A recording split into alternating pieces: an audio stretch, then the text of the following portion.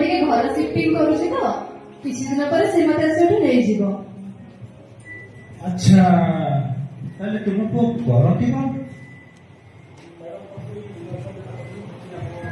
ମୋ ପୁଅ ସେ ବହୁତ ବଡ ଚାକିରି କରେ, ଗୋଟେ ବଡ କମ୍ପାନୀରେ କଣ ସେ କୁହନ୍ତି ଇଞ୍ଜିନିୟର ଅଛି। ଏଟା ବହୁତ ଭଲ କଥା। ତାହେଲେ ଆପଣଙ୍କ ପୁଅ ଆପଣଙ୍କୁ ନିହାତି ବହୁତ ଭଲ ପାଉଥିବ। ମତେ ସେ ବହୁତ ଭଲ ପାଏ। ସେ ମୁଁ ତ ଭାବୁଛି ସେ ମୋ ବିନା କେମିତି ରହୁଥିବ। ପରିସ୍ଥିତିରେ ପଡିଥିଲା ଛାଡି ଦେଇ ଗଲା ଯେହେତୁ ମତେ ଯତ୍ନ ନେଇପାରିବନି, ବହୁତ ଚିନ୍ତାରେ ଥିବ। ସେ ଖାଇଥିବ କି ନାହିଁ କେଜାଣି, ତାକୁ ଟିକେ ଫୋନ କରେ।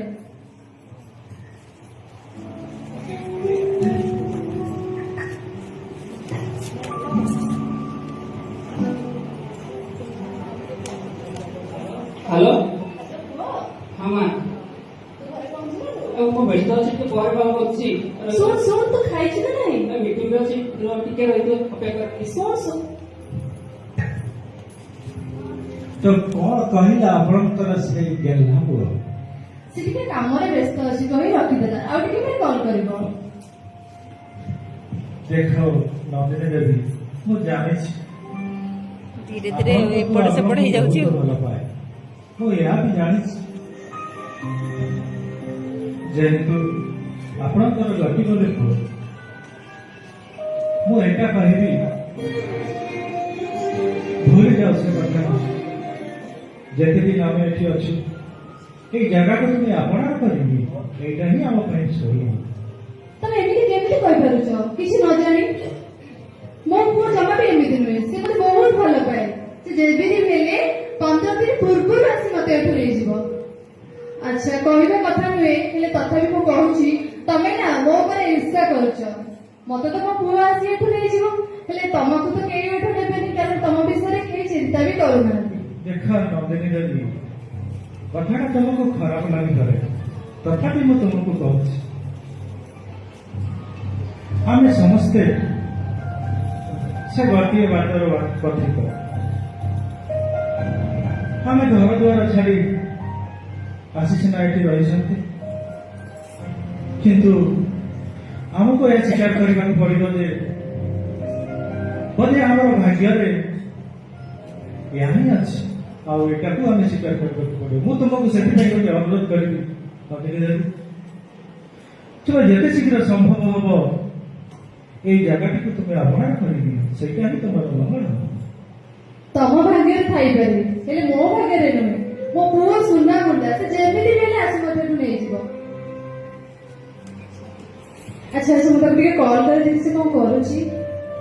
ମୋ ବିନା ତ କେବେ ବି ରୁହେନି। ଯେବେ ମୁଁ ମାମୁଁ ଘରକୁ ଯାଏ ନା, ସେ ବହୁତ କାନ୍ଦେ, ଗୋଟେ ଦିନ ବି ରହିପାରେ।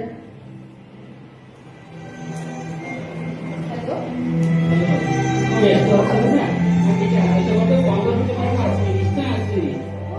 କୋଉଦିନ ମନକୁ ଆସିବୁ? 15 ଦିନ ଆସିବି, ମୁଁ ଆସିବି। ମନେ ଅଛି ତ, କାଲି 15 ଦିନ ହେଇଯିବ। ମୁଁ ଟିକେ ମିଟିଂ ଅଛି, ମାଲିକ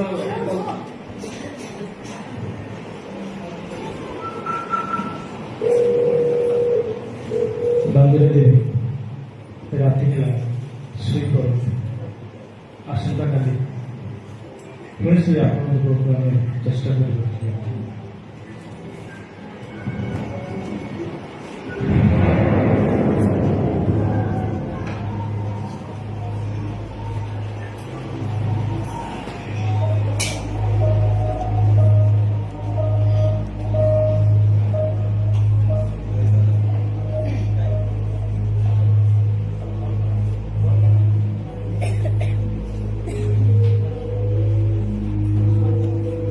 ଆଚ୍ଛା, ସକାଳ ହେଇଗଲାଣି। ଆଜି ତ ଲାଷ୍ଟ 15 ଦିନ ପୁଅ ଆସୁଥିବ, ତାକୁ ଫୋନ କରି କେତେବେଳେ ଆସି ପହଞ୍ଚିବ।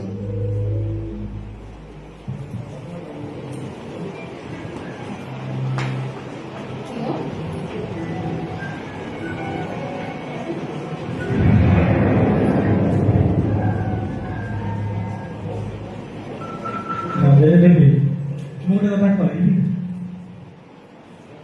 ତୁମେ ଆଉ ସେ ଆଶା ଛାଡ଼ିନି। ତୁମ ପୁଅ କଲ୍ କେବେ ଉଠେଇବ ନାହିଁ। ତେଣୁ ଯେତେ ଶୀଘ୍ର ସମ୍ଭବ ହବ ତୁମେ ଏଇ ଜାଗାଟିକୁ ନିଜର କରିବେ, ଆଉ ଏଠି ସବୁ ତ ଅଛି। समय खाइबार अच्छे तापर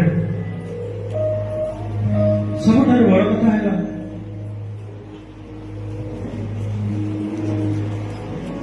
किसी साग ठीक समय मिल जाऊँ मु तो तुमको कहबी नंदिनी देवी तुम्हें मत से कथा को भूल जाए तुम्हें भी ये भजन कीर्तन निजर मन लगे दिए नंदिनी देवी नहीं नहीं मो पुआ आसी बसी कहितला जे आसबो मु ताको फोन करे सर बेबी कमे लागि नथिला फोन करछ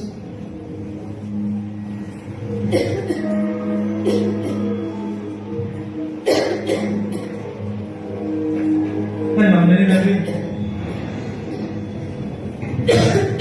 देवी कष्ट हुआ वो तुमको यही अभी फॉल कर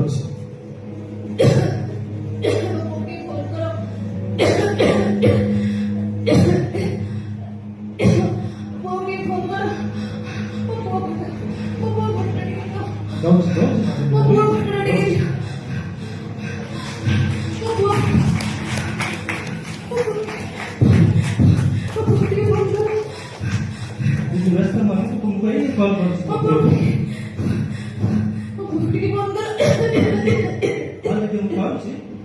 तुमको यही अभी कॉल कर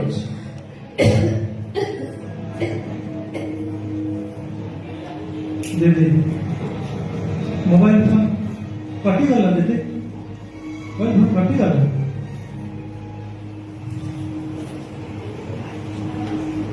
नंदिनी देवी नंदिनी देवी नंदिनी देवी नंदिनी देवी नंदिनी देवी नंदिनी देवी नंदिनी देवी नंदिनी देवी नंदिनी देवी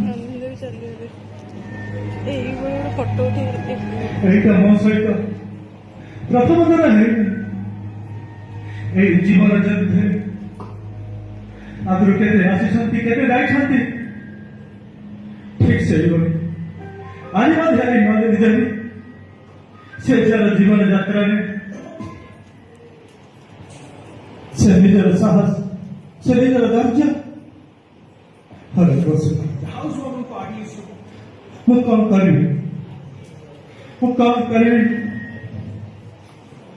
वो काम करे वो काम करे अच्छे अरे अरे किए गौरी अचरे अरे किए गौरी अचरे अरे किए गौरी अचरे अरे आसो अरे असरे आसो देखो आज तुम्हारी पाई आज एक पुओ परम पुओ भाई आम सामने नवीन करी क्यों देहन तो है अरे अरे पुओ माने सब तुम एवरी कहीं के हो तो तुम एवरी कहीं के हो तो आओ भाई बाबा मान तू करो भाई तुम्हें ऐ भाई किल बिल है बोले मत रहो तो और भाई आओ तू ऐ भाई सब किल बिल है बोले मत रहो तो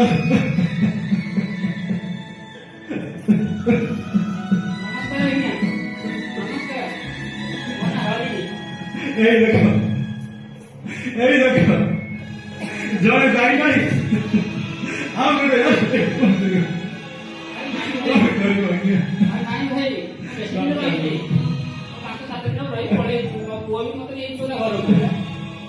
ମୁଁ ଅଳ୍ପ ଦିନ ପାଇଁ ଆସିଛି 15 ଦିନ ପରେ ମୁଁ ବେଶୀ ଦିନ ରହିବିନି ତମେ ଉପରେ ଇଚ୍ଛା କରୁଛ ମୁଁ ତମକୁ ଏଠୁ ରହି ନା ମୁଁ 15 ଦିନ ପୂର୍ବରୁ ପଳେଇବି काम करी पुआ जन्म करती मोटे भल सेवा शुश्रूषा कर भल किंतु ए कौन है जे आसुंट से मो सम्मुखें जड़े बोले जड़े तो जीवन यात्रा हारी जाऊँगी देखो आपको सामने नंदिनी देवी केते चेष्टा करथिला से केते आशा रखिथिला निजर पुओ को से निजर पुओ पाखरे रही से सेवा जत्न केते काहिबो बोली से आशा करथिला किंतु देख सही पुओ को जे निजर माँ को ଶେଷ ମୁହୂର୍ତ୍ତରେ ଜରା ଛାବରେ ଛାଡ଼ିଦେଇ ସେ ତାଙ୍କୁ କିର୍ବିଲରେ ମାରିବାକୁ ଛାଡ଼ିଲା। ଦେଖ ସେ ଜୀବନକୁ